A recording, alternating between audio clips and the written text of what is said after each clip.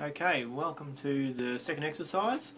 Now we're going to talk to you and show you soft feel.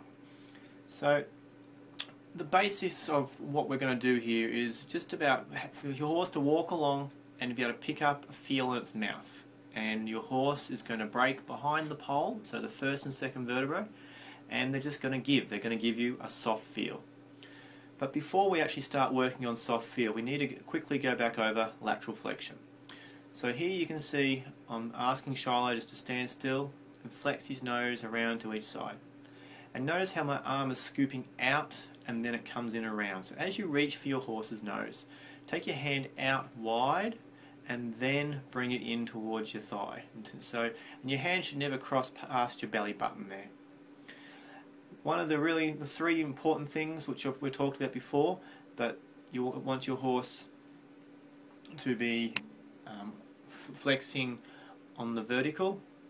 You want your horse's head to be slightly higher than its wither. You don't want to ask them to flex past 90 degrees.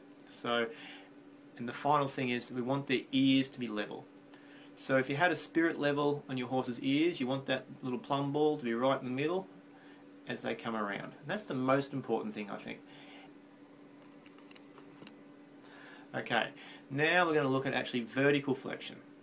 So all you're going to do at the standstill, you're sitting in position 3 there, you're just going to shorten your reins up and hold. And then you're going to wait for that instant where the horse just breaks behind its pole and gives to you. And your hand's going to relax, open really fast and give. And you might do that 3 or 4 times until your horse sort of understands it.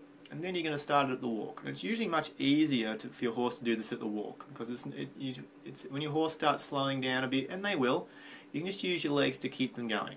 So the first exercise, we really worked on their impulsion and get them to go forward from our seat, so from position 3 to position 2. Now we're going to use that exact idea which we've already learned, and we're just going to pick up our soft feel. So you're just going to shorten your reins up there, and you're going to shorten them up till they're a little bit firm, a little bit tight, and you're just going to hold. And then if your horse slows down, which he will, you're just going to use your legs to tell them no, keep going forward. So they have to work out the difference between holding with your reins to stop and holding with your reins to give a soft feel. And the difference is your seat position. If you're still in an active position, you're still in position 2, that means keep going, buddy. Alright, so I'm still in position 2, I've just shortened up my reins, I hold, Shiloh breaks, and if you see how I'm using my legs a little bit there, so I feel him slowing down a little bit, so I'm just going to go tap, tap, tap, tap. And then when I feel him maintaining the walk and I feel him relaxing into the bridle, my hands are going to relax and I'll reward that. So I'll release on what I want. Good. So you're releasing on a feel, you're releasing on a thought. If your horse is fighting you when bracing and slowing down, you're not going to quit, you're not going to release. If your horse is giving, relaxing and walking along nicely without having to kick them all the time, you give. And so you're only going to wait for a second, less than a second if you've got a young horse when they get it right. It's like, yes, yes, give. And then relax, walk along loose rein, pick it up and do it again. So this is the most important thing with this is maintaining your walk, okay? And that's what your legs are there for. That's why we worked on the impulsion exercise first, or go forward exercise. Okay, if you're still having problems about getting your horse to keep going forward from your seat and your legs gently, then there's no point working on soft feel.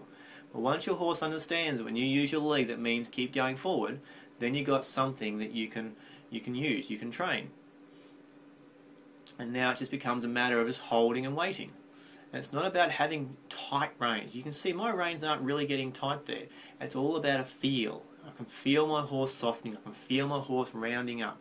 And he's only holding it there for a few seconds, and it's fine. It's more about their thought. Are they relaxed doing this? Okay, collection comes from relaxation.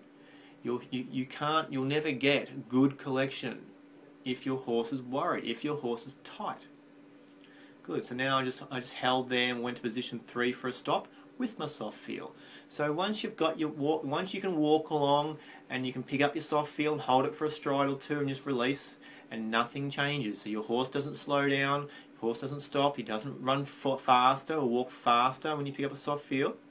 Then you can start working on your downward transitions. So you're going to set your walk, pick up your reins, hold for a soft feel, and then sometimes you're just going to let it go, and then sometimes you're going to go down into the halt and then into the back up. So you go from position 2 to position 3.